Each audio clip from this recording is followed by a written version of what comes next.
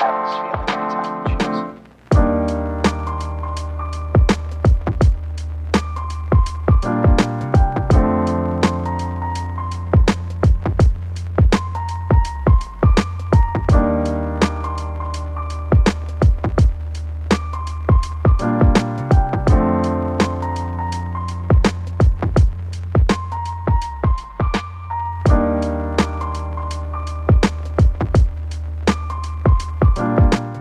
Bonjour et bienvenue dans un nouvel épisode de Passer à l'acte le mag. Aujourd'hui, vous l'avez vu, je suis en plein centre-ville, à Valence, dans la Drôme, pour parler patrimoine et surtout démembrement de la propriété. Alors entre usufruit, nue propriété et optimisation fiscale, bien j'ai fait appel à un expert pour décrypter ce sujet. Et l'expert, c'est Maître Johan Montbarbon. Bonjour Johan. Salut Alex, ravi de t'accueillir à Valence. Bah écoute, je suis très content de te retrouver ici. Alors aujourd'hui, on va parler du patrimoine et surtout du démembrement de la propriété. Et alors j'ai plein de questions à te poser, donc je compte sur toi pour décrypter avec moi ce sujet. Eh bien allons en parler sur le champ de Mars. Allez, c'est parti. Bon Johan, le démembrement de la propriété, c'est un mot qui fait un petit peu peur quand même, démembrement, je dois bien te l'avouer. C'est vrai que c'est une notion qui est compliquée en droit. Ce démembrement, on part de la propriété d'un bien et on en distingue plusieurs utilités. On distingue principalement, la plupart des cas, l'usufruit d'un côté, la nue propriété de l'autre. Alors la différence entre les deux, quelle est la différence de statut? Alors l'usufruit, c'est un droit d'utiliser la chose. C'est le droit aussi de tirer les fruits de la chose. D'accord. Par exemple, pour un appartement, ça va être le droit d'habiter le bien pour l'usage. Et le droit de tirer les fruits, ça va être le droit de tirer les loyers. Ok. Et alors pour le nu propriétaire, du coup, quelle est sa situation lui, par rapport à ça? Alors le nu propriétaire, lui, il est en attente. Il a un droit à reconstituer un jour la pleine propriété entre ses mains. Il récupérera à un moment donné l'usufruit. Ok. Donc l'usufruit va rejoindre du coup la nue propriété. Oui.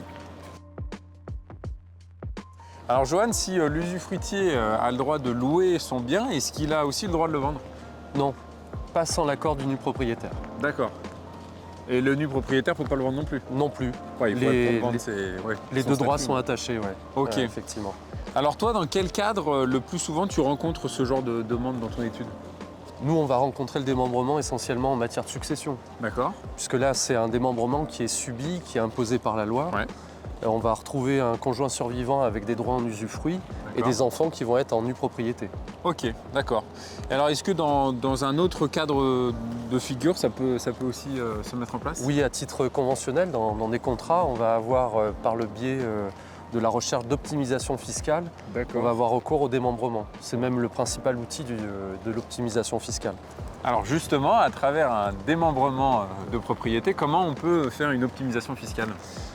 Mais en fait, le démembrement de propriété apporte une optimisation fiscale parce que l'usufruit qui est réservé par le donateur, lorsqu'on prend une donation, cet usufruit va venir rejoindre au décès du donateur la nue propriété gratuitement, fiscalement. Ça, il n'y aura pas de taxe. C'est déjà un point très intéressant. C'est plutôt intéressant et c'est souvent ce qui est recherché parce que les parents conservent le droit d'utiliser la chose, le droit de percevoir les fruits, mais à la fin, le fils va récupérer la pleine propriété avec des droits de mutation allégés. Alors est-ce que tu as un exemple précis à nous donner? Oui, on peut prendre l'exemple d'une donation faite par les parents au profit d'un enfant. D'accord. Un appartement, une valeur de 300 000 €. Oui. Les parents vont garder l'usufruit, donc l'utilité et les loyers de la chose. D'accord. Et ils donnent à l'enfant la nue propriété. Ok. À ce moment-là, la valeur taxée de ce qui est donné à l'enfant va être amoindrie de l'usufruit conservé par les parents. D'accord. Les parents, s'ils ont entre 61 et 71 ans, leur usufruit a une valeur de 40%. D'accord. Donc ce qui est donné à l'enfant, c'est 300 000 € moins la valeur de cet usufruit. D'accord. Et on va se retrouver avec une base taxable de 180 000 €. Ah oui, au lieu de 300 000 du coup. Au lieu de 300 000. Ah oui, donc c'est ce qui fait déjà une belle économie. Ouais. Et comme on a dit tout à l'heure, cet usufruit au décès des parents va rejoindre la nue propriété. Oui, gratuitement. Et quand il rejoint gratuitement cette nue propriété, l'économie qu'on aura fait à la fin représentera environ 24 000 €. Ah oui. Donc, ce qui est important aussi, c'est les tranches d'âge.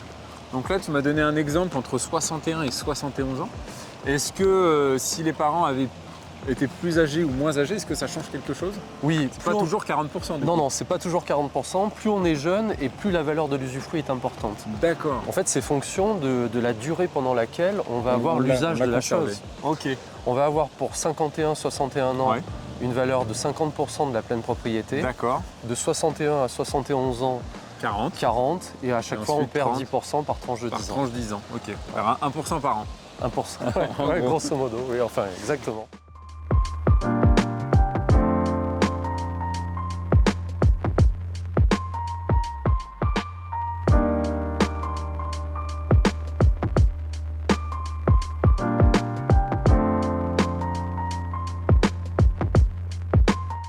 Bon alors Johan, ça serait quoi toi le dernier conseil que tu pourrais nous donner par rapport à ce démembrement de propriété? Alors, on l'a vu, le démembrement de propriété, c'est un moyen d'optimisation fiscale. Ouais. Et l'usufruit est d'autant plus important que les parents sont jeunes. Oui. Donc, tant qu'à faire, autant anticiper le Faut plus tôt anticiper. possible pour les donateurs pour avoir Anticiper un un avantage maximum. fiscal au maximum. Ok. Et puis le mieux, c'est de prendre rendez-vous avec son notaire Effectivement, pour faire le point sur tout ça et pouvoir l'anticiper le plus tôt possible. c'est ça. Eh ben, merci beaucoup Johan. Merci Alex. On a passé un super moment à Valence. J'étais très heureux de découvrir cette ville à tes côtés. Plaisir partagé. Et puis ce champ de Mars est quand même assez magnifique. Donc merci beaucoup. Je t'en prie. À une À prochaine. bientôt. Ben, quant à nous, on se dit à bientôt également pour un prochain épisode de Passer à l'acte le mag. Vous avez cet épisode et plein d'autres sur le site passeralacte.com. Allez, à bientôt. Ciao.